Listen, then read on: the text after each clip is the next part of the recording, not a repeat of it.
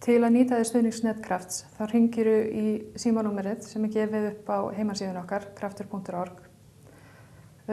Símanum svara ég og tek niður upplýsingar þig, söguna þína, hvað að gerast hjá þér, hvernig stuðningi þú ert að óska eftir, hvernig fjölskylduaðstæður eru hjá þér eða hvort það eitthvað sérstakt sem þú ert að leita eftir og ég reyna að finna stuðningsfulltrúa sem að hentar þér eins vel og hægt er. Ég hef samband við stuðningsfulltrúan að athuga hvort að hann getur tekið þessi verkefnið, læt þig svo vita hver hefur samband við þig, gefur þér smá grunnupplýsingar viðkomandi og síðan haft samband við þig innan sólarhrings.